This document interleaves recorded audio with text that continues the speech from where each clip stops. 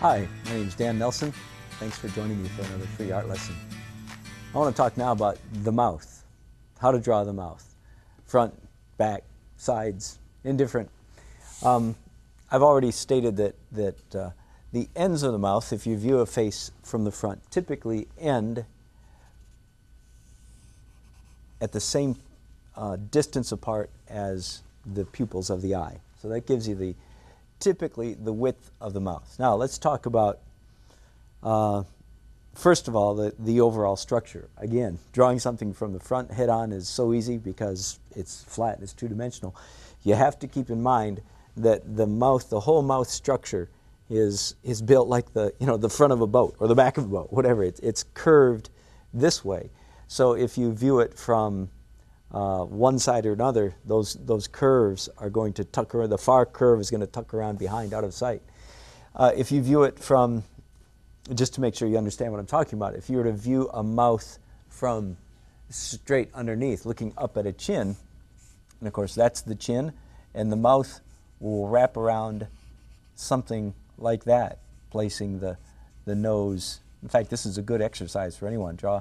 Make sure you can draw a face looking straight up at the head, eyebrows and so on, cheekbones. So always keep in mind the overall shape of the mouth, even though I'm going to start out drawing it as if it's flat. Keep in mind that it's curving away from you at the edges. The shape of the lips varies widely from person to person and from race to race as well. On a Caucasian person, let me just go back to the side view. On a Caucasian person, typically the most forward part of the top lip is the same as the line of the top lip, where the line between where the lip goes from lip skin to face skin. Do you know what I mean? Where it goes from red lips to regular skin, that the farthest most point on a white person is typically where that line meets. On an African person, typically the top lip begins to curve back into the face before the lip finishes. So the top lip will have a rounded appearance like that. Do you see that? And the bottom lip like that. So that's more an African or black lip. A white person, this point right here is usually, when it turns back toward, that's where the lip ends. Make sense? And of course the lips are fuller on an African person, skinnier on a white person.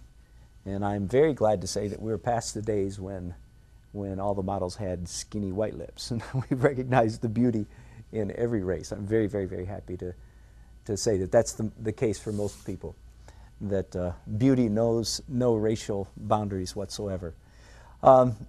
Be that as it may, I do know white lips better, so I'm going to focus on that primarily. The top lip has perhaps we could say three essential shapes. One is this crescent curved shape in the middle, flanked on each side by a triangle. The bottom lip typically has just two shapes, two stretched out ovals, or two stretched out raindrop shapes, perhaps you could say. That doesn't look much like a mouth, but if you keep those shapes in mind, it will help you when drawing a typical mouth. Now again, it's a little bit dangerous to say typical because there are so many variations on the mouth and so many variations on the smile. Let me give you just a few of those. First of all, if you're just beginning to draw a mouth, I would strongly urge you, if you want to do something, if you're doing a face that is very simple, very basic, do not make the mouth curve upwards. I know what a smiley face looks like. It looks like that. But that is an emotional symbol that is not an accurate reflection of what a mouth really looks like. If you want to be realistic, amaze your friends, and wow your mama, draw the mouth as a straight line. For starters, you'll actually be much closer to reality than you will if you do any curving like that. When a person smiles, even then, rarely is there a curve like that. I think what gives us the sense of this curve is the fact that when we smile, that the ends of our mouth go up. They do indeed. But that does not usually, the top lip is usually a straight line, or very often, and you know what, I think of the model-esque Marilyn Monroe type smile. The top lip curves down, not up. So just be aware of those things. This is all teeth. Do you understand? And the lips go like that. Now, when a person is smiling, ooh, that's scary, isn't it? When a person is smiling, the lips thin out. They stretch out. So when they're not smiling, like in this sketch right here, the lips can be much fuller. You see, much fatter, much wider in the middle. But then when this person commences to smiling, this thins out a good bit. And the lips get thinner. I think I said that once already. So just all of this comes from observation. Now, let's turn a mouth to the side. Let me draw now a person facing to our left. I've already done some of it up here. Here's a good rule to know, that typically the bottom lip is wider than the top lip when viewed from the front, more or less. And you can see it here viewed from the side as well. The top lip is skinnier, the bottom lip is wider. Now, just a word about lighting, because this will help you a great deal, just to help you with your quick observations.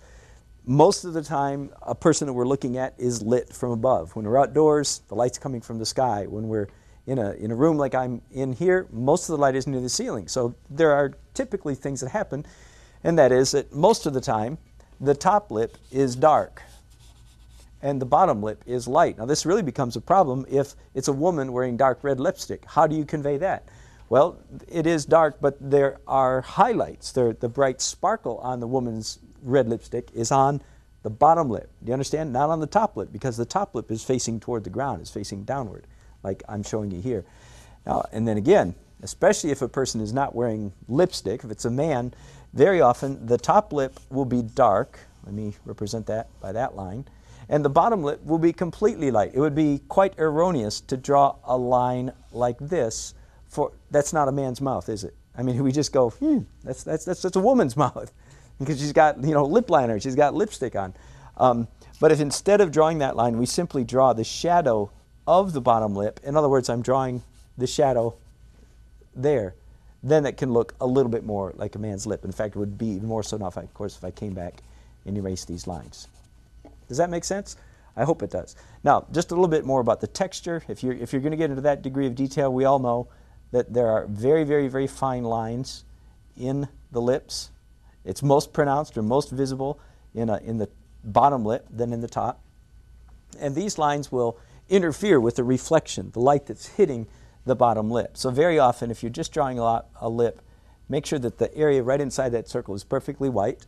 Also, if you are drawing a line for the bottom lip, you'll be more realistic if you allow that line to disappear toward the edges. In other words, don't, as I did here, don't draw the line all the way up there, or you're definitely doing a woman with lipstick on. Okay, let me draw what I'm talking about here. So if I just do the shading, typical top lip in 3 parts, and then the bottom lip, hardly drawn at all. Really, I'm just drawing the shadow of